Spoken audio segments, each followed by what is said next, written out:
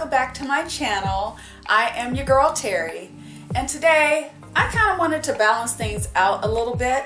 So in the previous video I shared all the benefits, not all the benefits. In my previous video I shared some of the benefits of having larger breasts. And so with every positive, of course, there comes a negative. And as us busty girls all know, there are definitely negatives associated with having a larger bust size. So my bust size is a 32H, and I've learned over the years how to dress them to where they look classy, to where I don't look frumpy, but also look tasteful. So I'm hoping that you all will follow this series. I have a lot of tips and tricks and hacks to share with you. So if you're interested in hearing some of the downsides to having a larger breast size, stay tuned. Okay, negative number one, and not in any particular order, but this is the first one I'm going to talk about, is gapping. So any woman who has a breast size, I would say that is a double D or higher, can probably relate to what I'm about to say. If you go out and you purchase a button-down top, what happens a lot of times is that it'll be tight in the bust and you'll see like little gaps between the buttons, and that is so frustrating. And what happens a lot of times, and this is what I've done, is you end up having to buy a much larger size so that it fits your breast area and go and have it altered. And so that's extra money depending on how much you spent for the top. You know, you may or may not want to invest even more money into getting it tailored, but that is one of the things that I've ended up doing in the past. I typically stay away from button-down shirts for that very reason, but I do have a few in my wardrobe that I did end up taking to an alteration shop, and I'm glad I did. It was worth the investment. Okay, negative number two is sometimes it's hard to find the cute or pretty, sexy bras without padding. So if you have larger breasts, you don't need padding. It's not necessary. It seems like within the last 10-15 years that lingerie makers or bra makers are starting to take that into consideration, and they are starting to make bras without padding that are more attractive for women that have a larger breast size. So it's really been exciting to see that. But I do find that if I go to a shop that is maybe like more mainstream, it's a little bit more difficult or more challenging to find a nice looking bra that doesn't have padding. Okay, so the next negative is too much body heat. So when you have a larger breast size, you do tend to get a bit warmer in the breast area. I've heard some women complain of sweating underneath their breast. Some have also shared that they may have an odor because of that. And then also because of the moisture, especially if they're doing exercises, they may end up getting a little bit of a rash or something like that.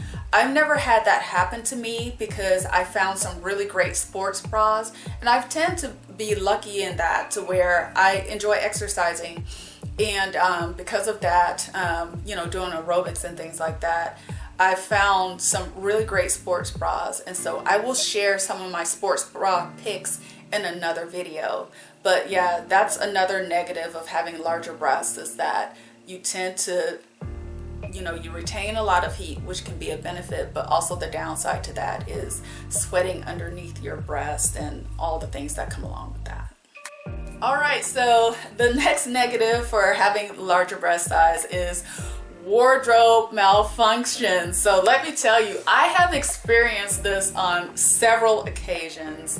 On one occasion, I was at work and I was wearing a top, and instead of going to the a button-down top, and instead of going to the alteration shop, which I should have done, but I was being cheap, to kind of sew down the gapping or to get it tailored so that it would fit my body better, I put a safety pin in there. And I was up facilitating a session in a meeting, and the safety pin, I reached to grab something and the safety pin popped.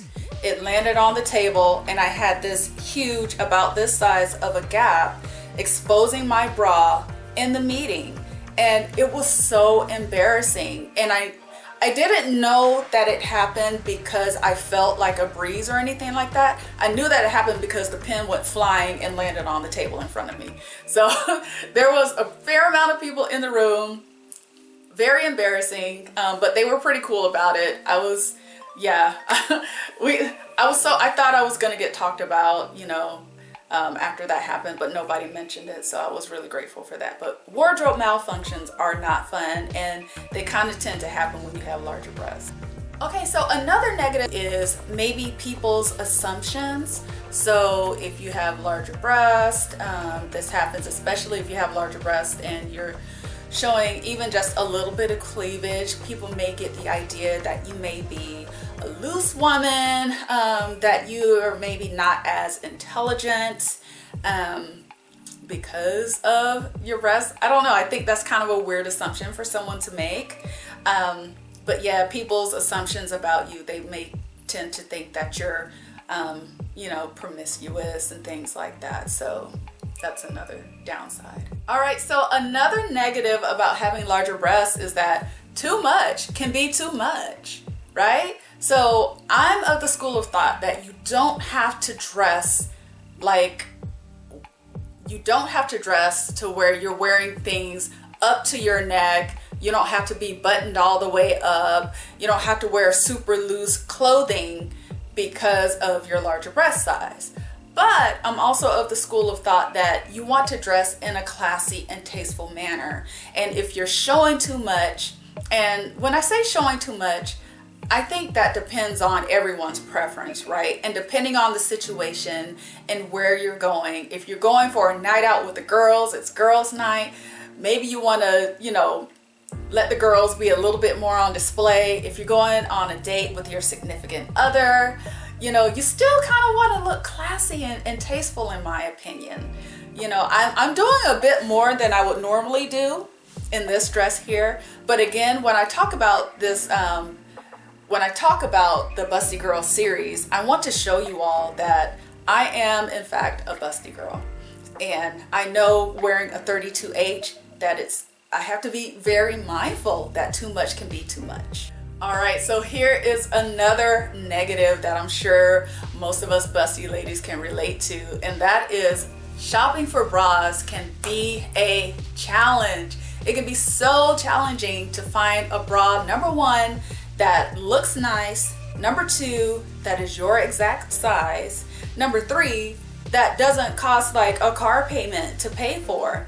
The larger the breast size or the larger the bra, it seems the more expensive they are. And especially if you're looking for a good quality bra, you're gonna pay more than your female counterpart who has a smaller breast size, say a D and lower.